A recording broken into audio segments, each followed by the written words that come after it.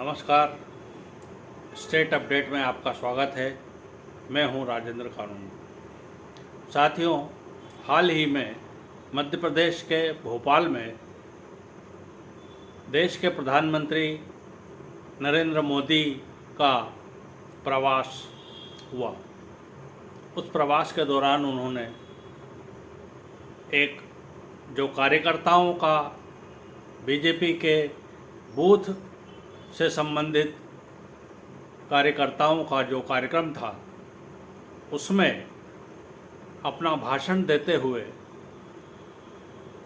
एक बात कही, समान नागरिक संहिता देश में लागू करने के बारे में।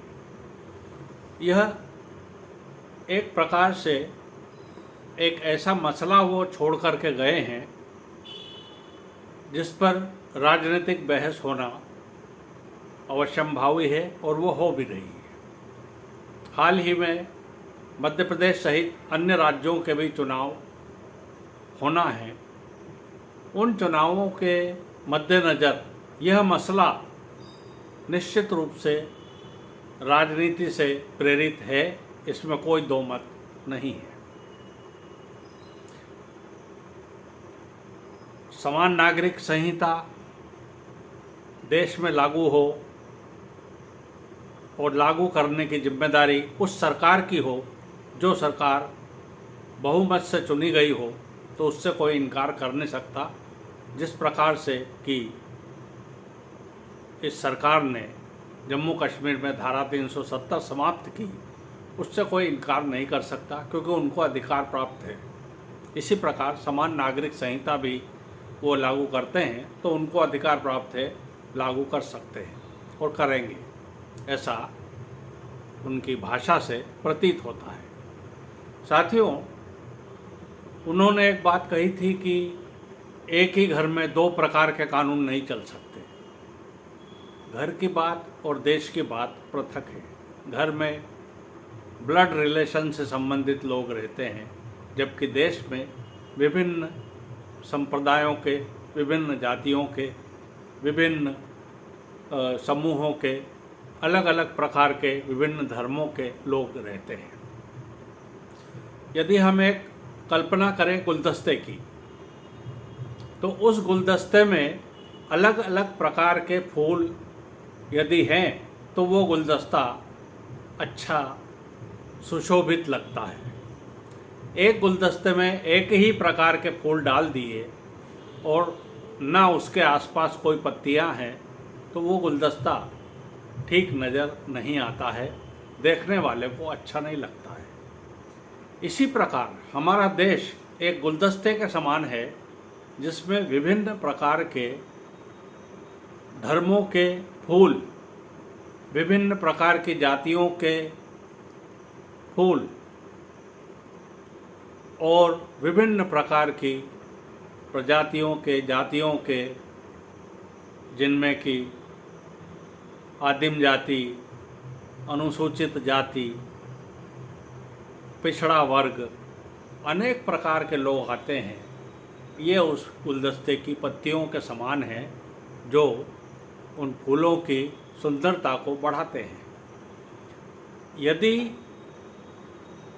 यह कानून लागू होता है तो क्या उन आदिवासियों की परंपराओं को हम नष्ट नहीं कर रहे हैं जो उनके सदियों से चली आ रही है?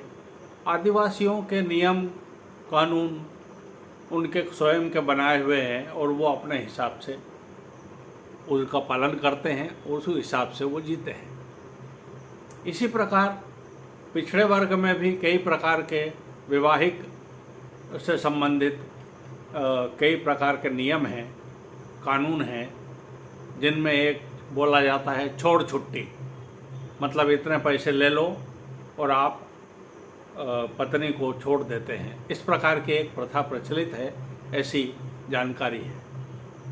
अब इसी प्रकार अन्य समाजों में और ख़ास करके अन्य धर्मों में भी अपने अपने प्रकार के अलग अलग प्रकार के कानून हैं। ये भारत की एक विविधता को एकता में पिरोने के दृष्टि से देखे जाते हैं और इसीलिए कहा जाता है कि भारत विविधताओं में एकता लिए एक देश है।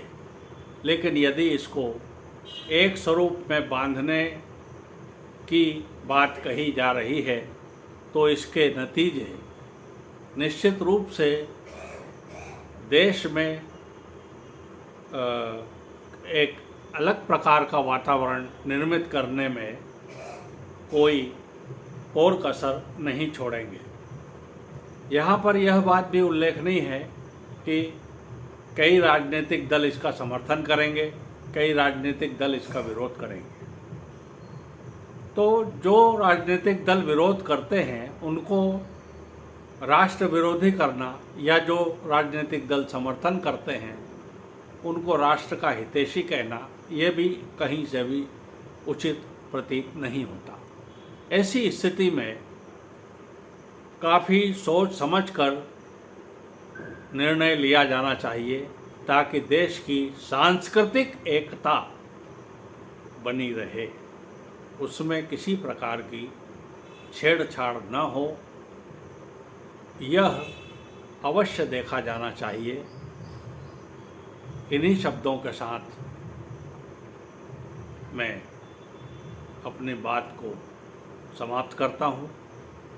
और साथियों, यदि मेरी बात आपको अच्छी लगी हो तो कृपया आप इसी वीडियो को लाइक करें, शेयर करें और अधिक से अधिक इसको सब्सक्राइब करें।